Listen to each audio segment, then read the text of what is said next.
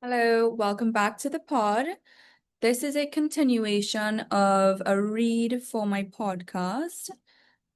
The topic is the inner world of an author.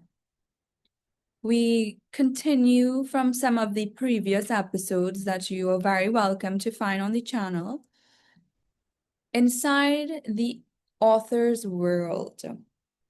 This part of the series is called My Mum and My Man.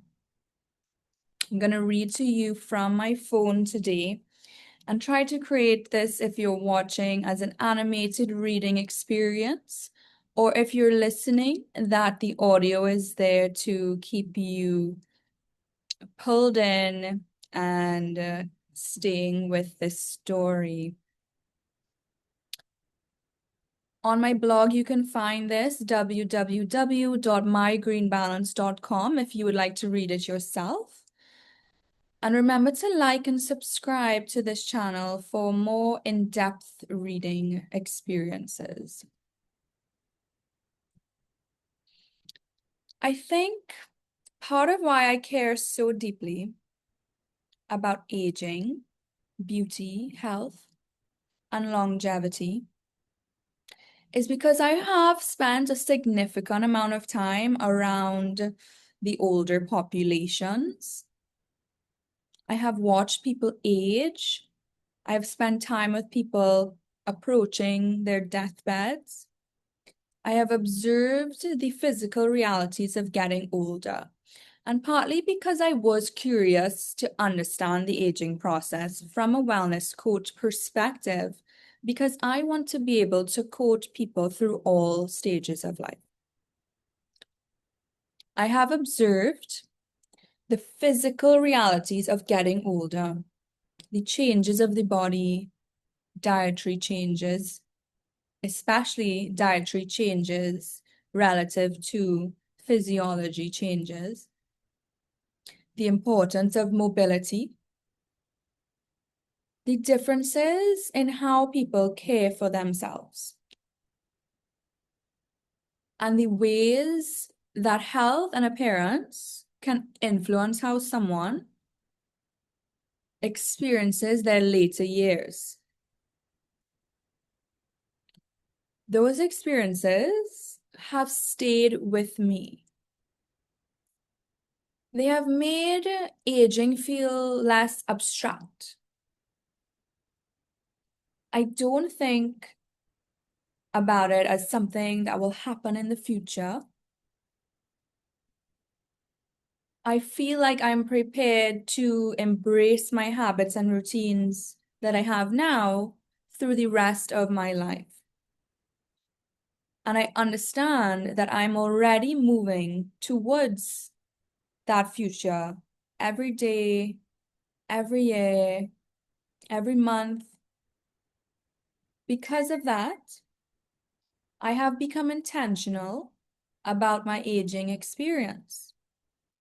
I have been curating it.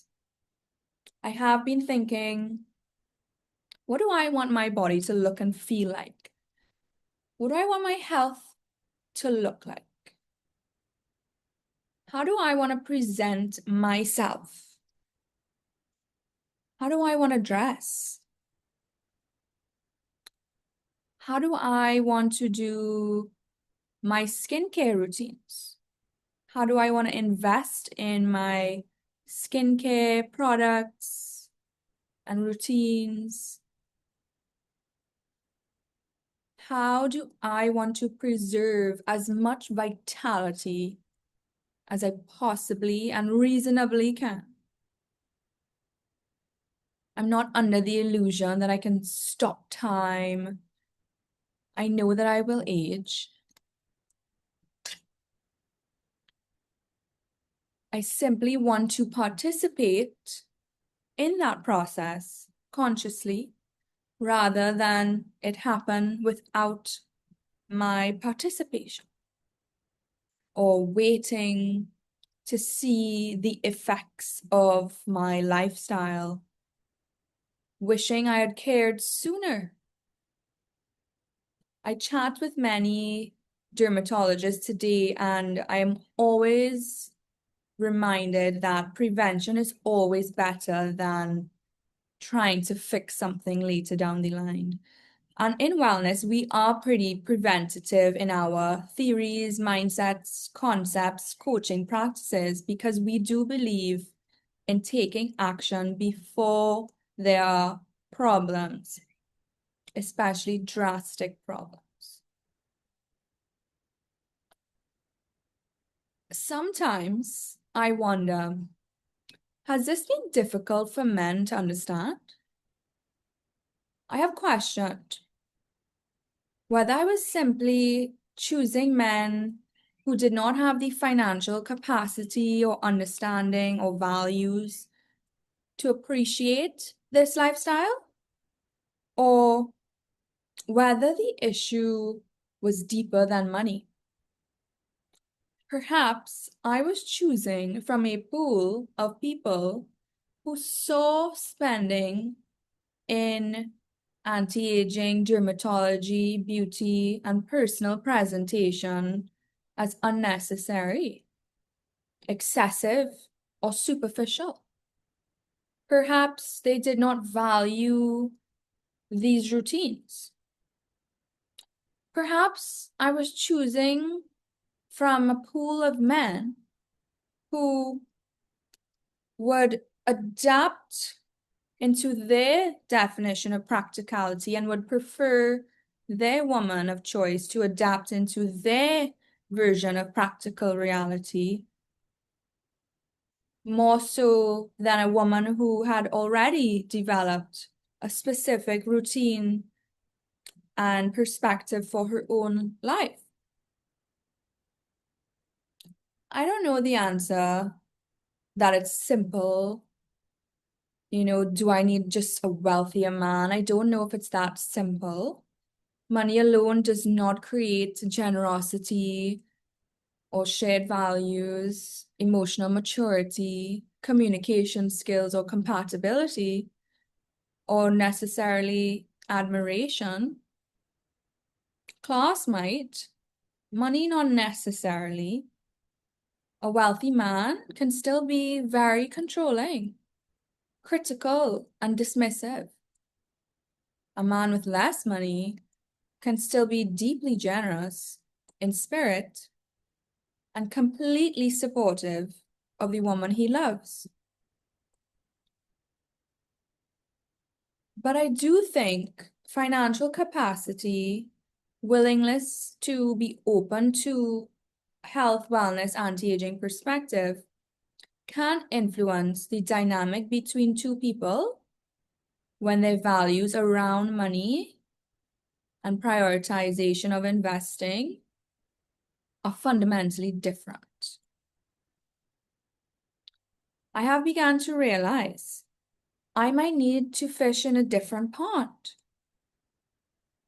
Not necessarily a pond filled with men who are simply richer, but one filled with men who have a different relationship with abundance. Men who understand that a woman investing into herself is not automatically being wasteful. There are certain women who do require more resources on this earth than others. I believe that. And men who can appreciate beauty without feeling threatened by it or resentful, or who need to criticize a woman's interests in order to feel financially superior or morally superior, is something that I witness, is not necessarily what I would like. Men who understand that the way another person chooses to spend their money is not a personal attack of their own choices. And similarly, if you want to marry a woman. Let's say you are a bachelor and you're at that space and time where you are actively looking for a wife and you feel like you're in a position where I'm ready for a wife. And I have my own spending routine, and this is what I'm willing to put aside to provide for my wife. These are my expectations. These are how my family's expectations have always been. We like our family women to be treated like X, Y, and Z and to be taken care of in these manners. And if anti-aging or health or beauty is not into that, then that opens the door for negotiation because that's important to me. And that I have that allocation for my routines, products, etc. that I would not necessarily want to fight for, that I would prefer to keep the same standard that I currently live at while merging lives with a life partner. And similarly, I wouldn't expect once it's healthy and it's good for my man, for him to change any of his routines and make him feel good about himself. And it's not a personal attack. It's a simple acknowledgement of a value system that has been developed for scientific reason. Now, there are certain budgets to be considered, the way you live when you're home in routine with kids, having schools, allocated budgets, etc. And there's a difference of how people travel. My thing has always been once you want to provide something and you're content with not being overly controlling or mean or dismissive to be generous, it's cool. But if that generosity comes with being critical, demanding, I'm not sure it's that inviting for me to want to accept because I prefer to have normal respect, care, and consideration, whether we're at home or whether we are out or whether we are traveling, that we remain in the same consistent, steady flow with respect, and that it doesn't change, and that we don't have to live in harsh worlds to have nice experiences necessarily, right? But we have agreement on priorities. These are priorities and these are the extras. And what we do with the priorities is pretty set. And what we do with the extras, we have seen through science in relationships that now women have their own accounts where me as a woman, I'll spend on whatever I want.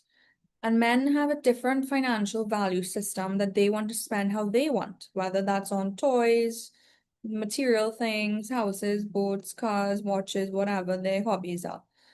And women have their own list of things they like to spend on.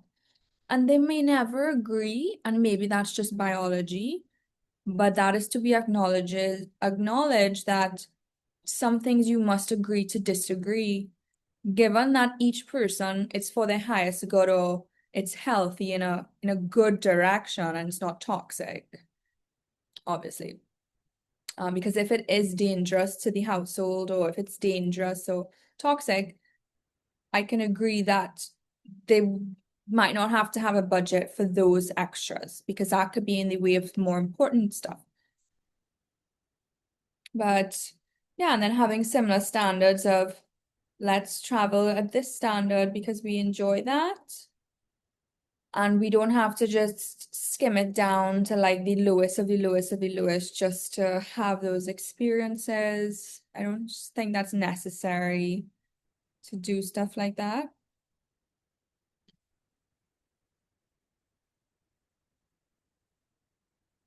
I want to be around people who can see the difference between indulgence and investment, even when they personally would not make the same investment. I want a partner who can look at the life I have built and understand my curated wardrobe, my health routines, my beauty practices, my anti-aging interests as a part of the way that I express myself and take care of myself. I don't need him to spend exactly as I do.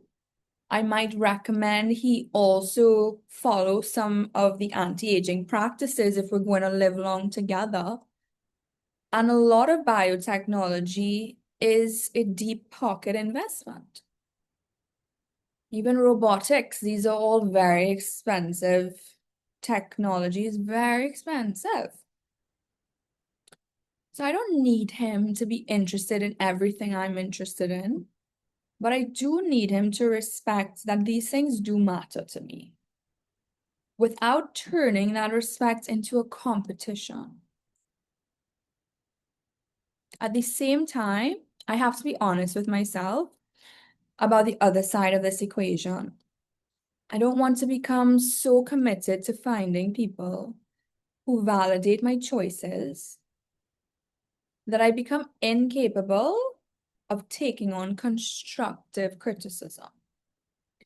And there's a difference between someone who genuinely believes that a particular financial decision is unwise and someone who uses criticism to make someone feel small or for control tactics. There's a difference between financial concern and control. Know the difference. There's a difference between a partner asking, can we actually afford this? And a partner saying, you shouldn't care about this. There's a difference between someone challenging my decisions because they care about my future and someone dismissing my values because they do not share them. I want to learn that distinction. I also want to be careful not to turn wealth into a substitute for a healthy character. I don't want to choose a richer man simply because he can fund my lifestyle and the lifestyle that I would like to grow into. I want to choose a man who understands the philosophy behind it. I'm also finding, hey, I'm like, but is it really the female's choice? Because a lot of the time it's like, well, I'm gonna be myself on my channel. I feel like it's the man's job to choose the woman and to feel like that's my choice. That's what I'm going after for the rest of my life because I just I look at the science and then it says, okay, well, the woman makes the first move by dropping the handkerchief or signaling a sign that, hey, I think you're hot. And then the man takes action. There are different ways. I've interviewed so many couples. Like, I don't even know if it's more so like, am I choosing? Are they choosing? It has to be mutual to a degree, but this is what I wrote anyway, right? And I want someone who values longevity. Because if somebody sees me as the prize, I trust that they'll take action into acknowledging that I am their prize, that they will pursue me for the rest of their life, that I will feel secure knowing that pursuit will be forever, that I don't have to question it, that it's secure, it's safe, it's not confused, it's steady, it has purpose, and it wants to be present and it wants to be in my physical world and it wants to be next to me. It wants to put my name, Anik, on everything because that is what he values for quality and beauty and health and education and experiences, and the freedom that the financial stability creates for that partnership. Someone who can appreciate that there are people who spend money on cars, on sports, on technology, travel in different layers, because you could travel in basic economy, you could travel in first class, business class, executive lounges, diplomatic style. There are different styles of travel too. Are you okay with prioritizing different styles of travel? There's also private planes, private plane rentals, private jets. These are conversations. Would we want to invest into a private plane? Is that going to be part of our financial future? While I might wish to choose to spend some of my portion on my wardrobe, my family, curating my home, my space, creating a clean energy, my creative work, my authorship, arts. I love arts.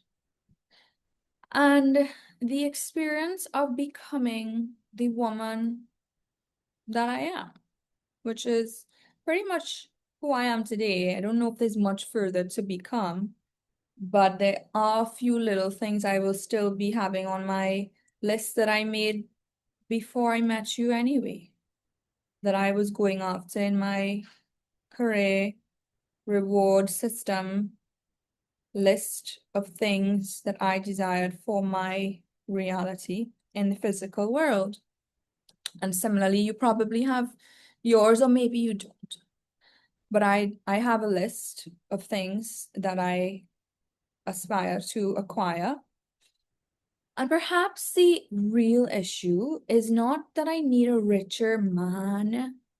Perhaps it's that I need a more present, compatible, courageous, action-taking man. Secure in himself, secure in having a long-term view to intertwine our lives. Secure enough to understand power dynamics between couples and how to healthily balance the power. When to surrender, when to be the man. When to lead, when to direct, when to just show up and be present. When to be open to growth or a different perspective if it's for your best interest, without demonizing a woman who's looking out for you. You get to look better to the world.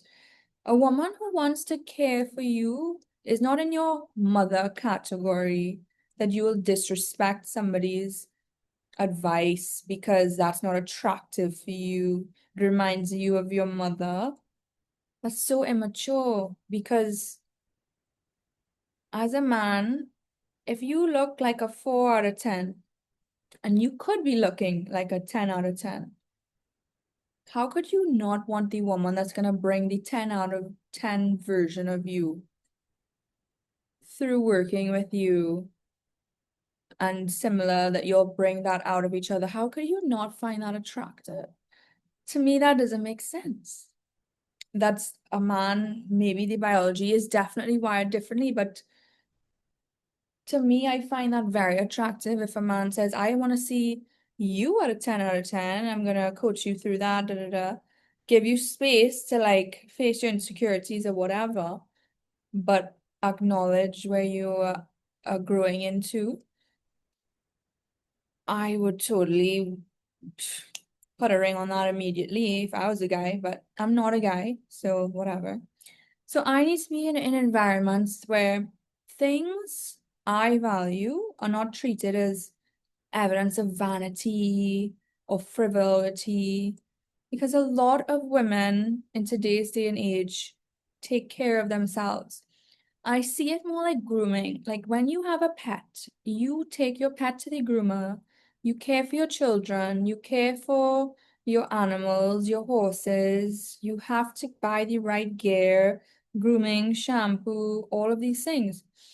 Don't discount that for your human self or make your wife feel that they don't get that treatment, but the kids do, or that you and the kids get it, but your wife doesn't.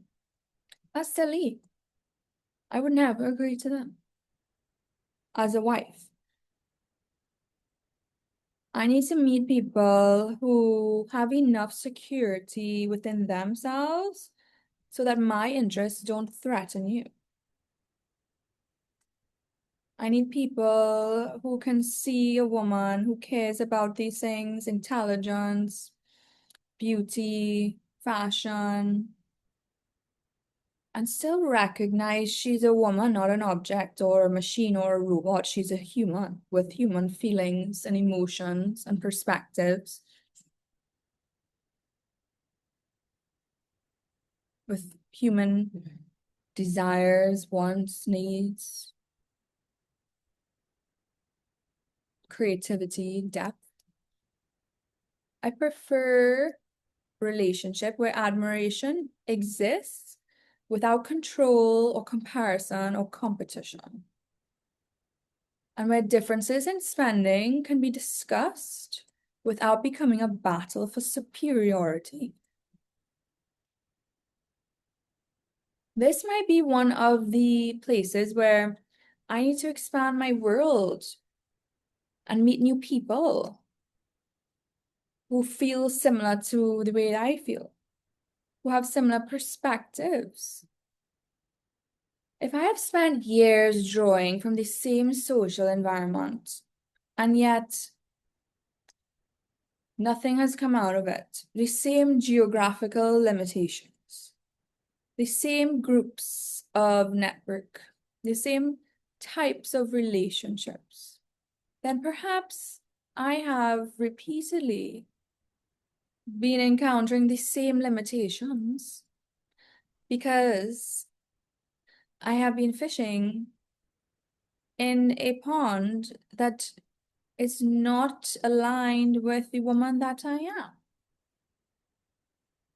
Maybe I do need to place myself in environments where more of who I am is more the norm.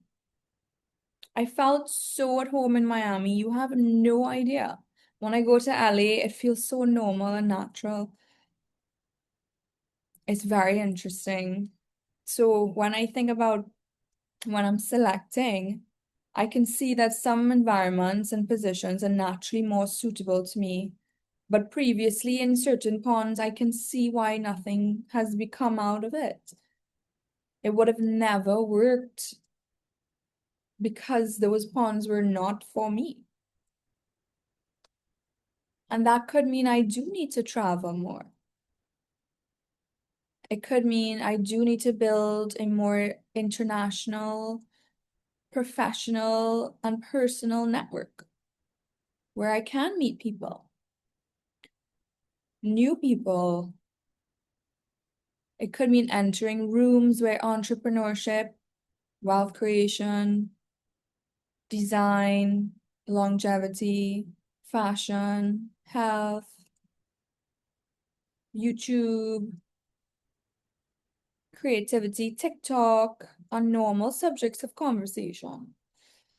It could mean meeting people whose ambitions and lifestyles are simply broader than the ones I have historically encountered. But I also want to enter those rooms grounded, humble, natural, and without feeling or becoming arrogant or being made to be put in positions to look like an arrogant person when I'm not.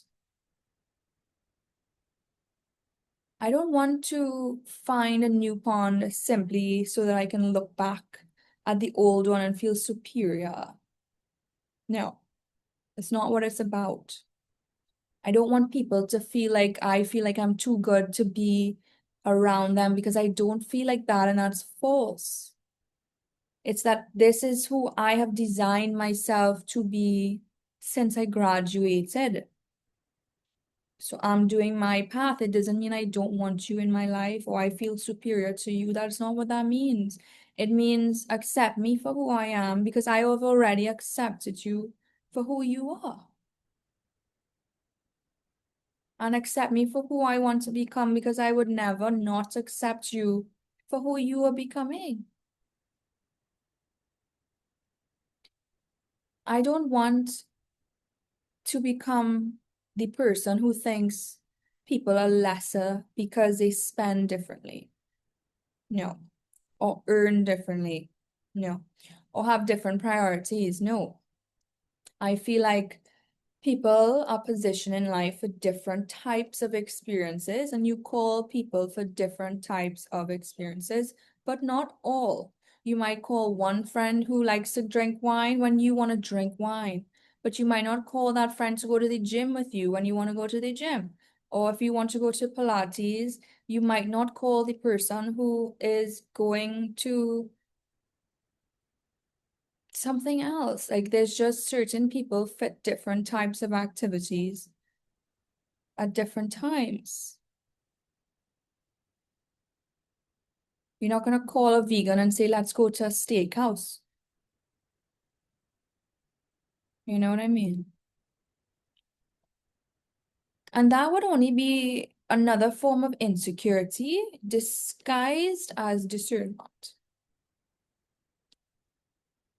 But the real thing is, if you eat steak and you have a vegan friend, and you ask your vegan friend to go to Pilates with you, that's fine.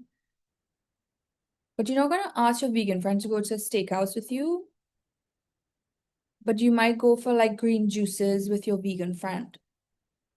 So you have to find ways, like if you want a person in your life, you find ways to connect with them on something you can have in common. You don't say we have differences, we're not going to be friends. I don't believe that that is the point.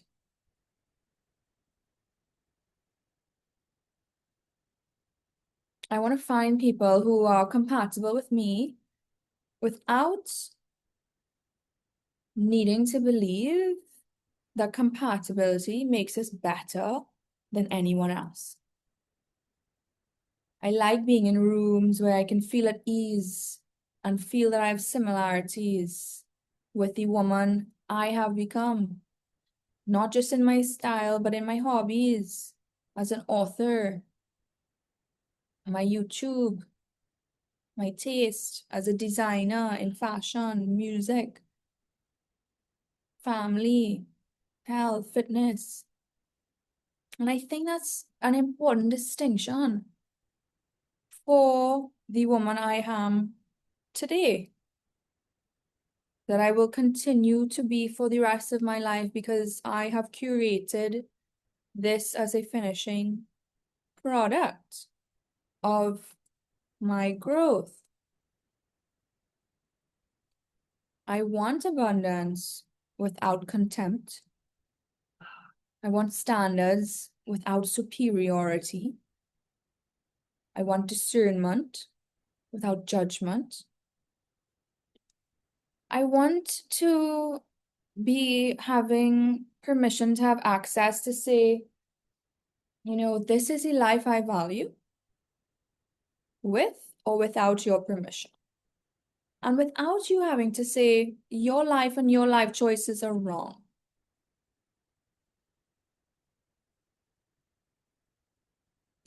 And perhaps that is the kind of relationship I'm actually looking for. Not simply a man who can understand how to afford my lifestyle or book a flight to visit me or know how to make plans with my family or to be there on special occasions, to plan a year together so that there's clear understanding of when there's vacation time, when there's work time, that we are together, when it matters, when it counts. But a man who understands this Not someone who needs to control how I spend, but someone who respects my autonomy, not someone who feels threatened by it. And not someone who is threatened by the fact that I can put an outfit together and I like doing that. And part of my fitness routines is my identity and my pleasure in being alive. I don't need someone who agrees with every decision I make, but someone secure enough to have a conversation about finances or money without turning it into judgment about my worth or using it as a weapon to make me feel less significant if you are a higher net worth.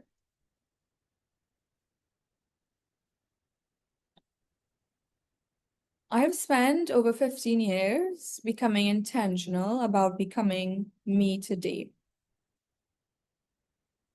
I have spent years observing aging, thinking about longevity, developing my personal style, building my wardrobe, learning design, writing, creating my music, developing my voice, and figuring out what makes me feel most like myself. I would ask my mom, if you had it your way, how would you have designed your daughter?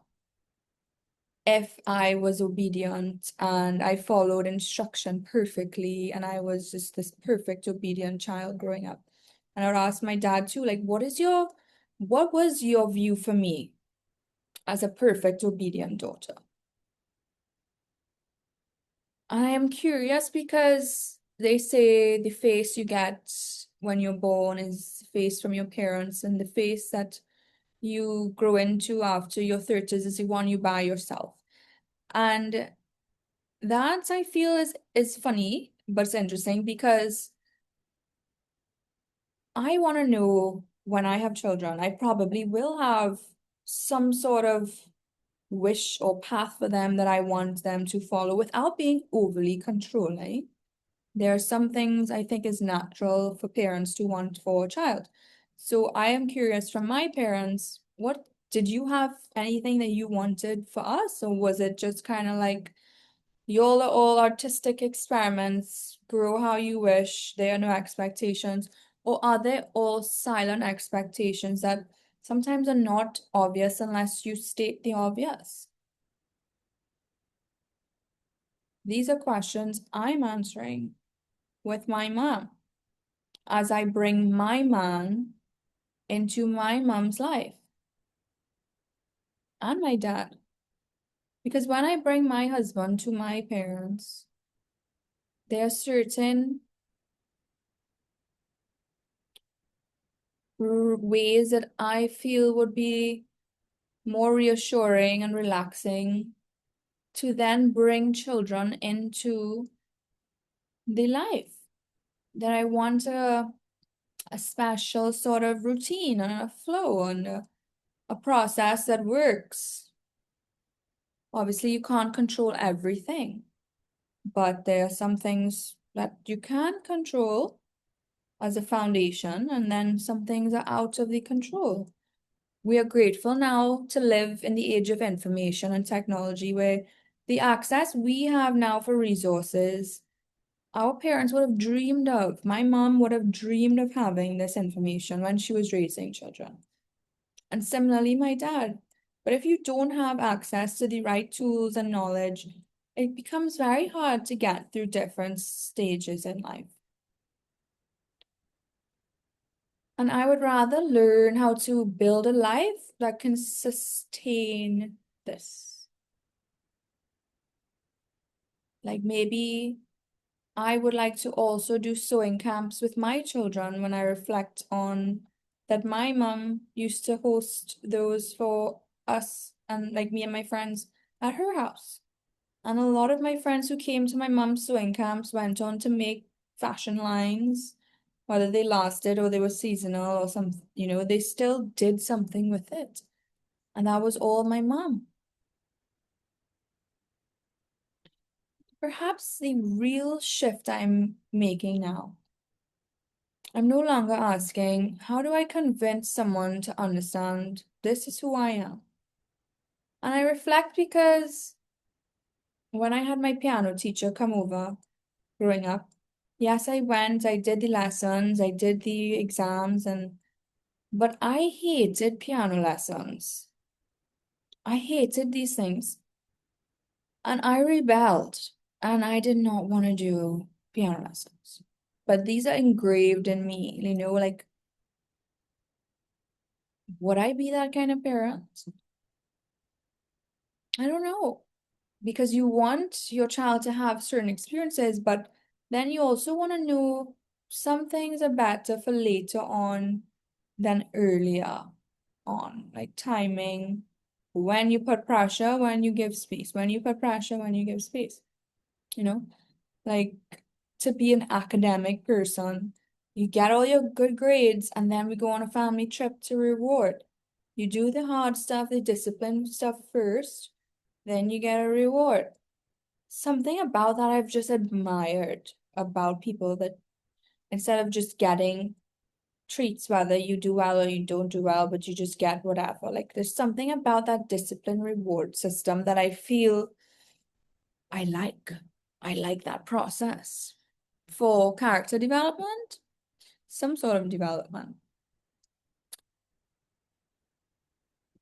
I'm beginning to ask more so now, where are the people who already understand that enough of her having to explain why is she in this life position?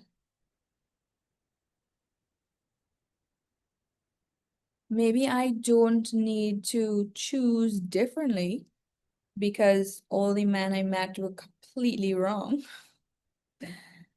Maybe I need to expand the world in which I am choosing from and maybe choose a pond where all the men are right and ready. Not necessarily that I need a new pond because the old pond is beneath me, but because I have grown into a person whose life requires different perspectives, life values, and a better matching coherence or experience. Because I realized a few things that you can't make someone see your worth, or you can't prove yourself to someone who will never see you in a certain light. Men see what they want and then decide that's who I want, and I'm gonna do whatever to get her. And I'm gonna show her that I care, and I'm gonna show her that she's number one, and no matter what, in any position, I'm gonna keep proving my actions through my actions. She's the one, she's the one, she's the one. And when my man sees me and says, Anik, you are that woman to me, you are the prize, you're everything I want. I'm gonna show up for you every single day to prove that to you for the rest of your life. Yeah, I hadn't been selecting men that had the ability to value or understand who I am. And therefore, it's not necessarily that all men are awful, but so that a lot of the times people would say, you're too good for me. And I found it hard to believe. I didn't understand. Like, why are you saying I'm too good for you? And I took that as rejection. Can you imagine? I would look at somebody to flirt with who is clearly below me, right? In many ways less than anything my family would ever allow. Like way below. And I thought, wow, I like you. They're like, no, like you're seriously way too good for me. I'm like, gosh, why do I keep getting rejected? It's so funny. And I would feel sad about it, like I wasn't good enough. It's like, well, how could I ever feel good enough if I never even tried with an equal or someone above? Could you imagine? So that hit me, that slapped me in the face to be like, of course that would never work. Like, don't let that make you feel not attractive, that is below you. Of course they're gonna reject you. You're way out of their price range. You are way beyond what they would ever be able to wife up or be with long term. No offense, but that is the fact, right? So I had to like really sit with myself to think it's not me, it's that whatever pool I was choosing from was definitely not the right one. How did I even look in that pool in the first place? We still have to figure that out. Now, and I think that this is more true than just love. It's not just about love. That's taught me it's not about love because love is not worth marrying down for, from my experience and what I learned. It is true of friendship, business, creativity, professional opportunity. I do need to be more in rooms where my ambitions are not considered excessive because the bar was so low that anything that I thought was a goal was too ambitious down here.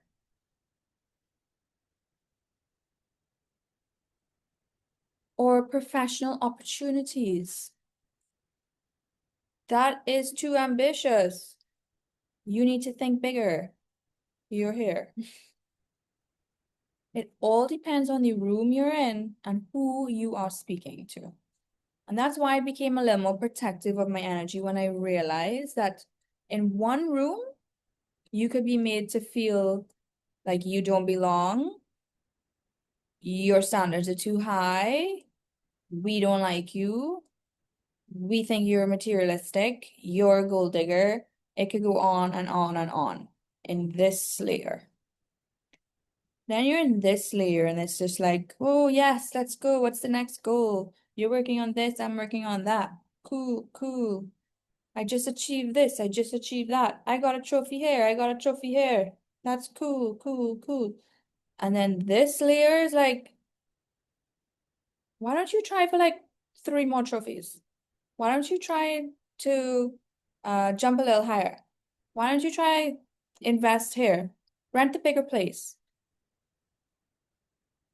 And that is life. And that shows me time and time again why sometimes I'll stay silent here and I will take all the hate because I totally understand the room in which I am in. Why do I even enter those rooms in the first place?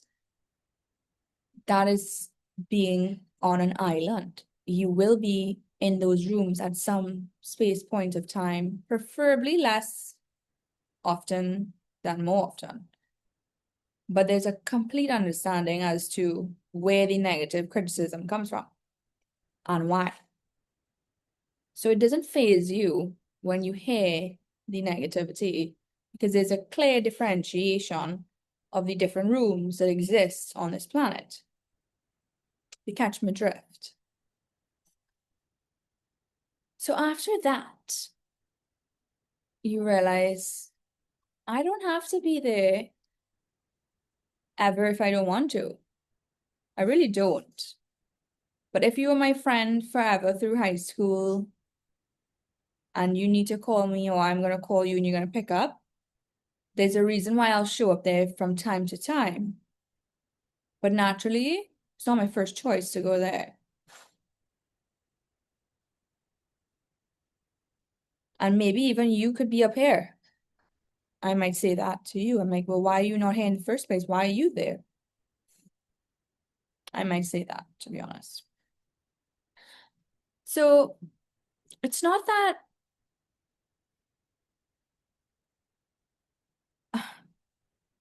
I want to be in my own room, in my own space forever. No, I want to be in spaces where my ambition is not treated like a threat or it's not positioned to make you feel less than, where it has nothing to do with you. But my creativity also is not just treated like a hobby. My desire for anti-aging and investing in tools and technology to remain youthful is not dismissed as vanity, where my interest for longevity is understood as foresight, preparing for the future, and where my desire to build wealth is seen as part of creating freedom rather than evidence of greed. I'm not looking for people who will tell me that everything I want is wise and great. No, I'm looking for people who will tell me, I see what you want. I can help you get there, or I can put you in contact with people that will get you there. And I'm on your side if you want extra support. I also want people to say, who respect me enough to say the honest truth, not their truth or their perspective, but a truth that is a universal truth. If I need to hear something specific, that's a truth. That's not there to be a dagger truth, but a truth to help me grow or to be able to understand something clearly. Who respects me enough to speak something, even if it's challenging, or share a message with me that maybe I need to know for my own sake, that's beneficial to me, instead of withholding information that would hold me back or slow me down or not be productive or not be supportive. But challenge me intelligently, support me honestly, and still allow me to remain myself in whichever version I wish to be.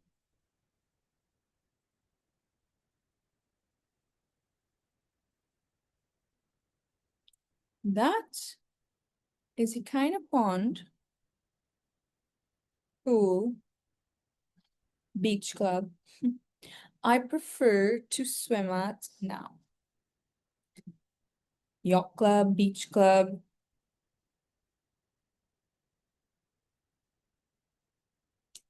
And that is inside an author's inner world, my man and my mom in the series.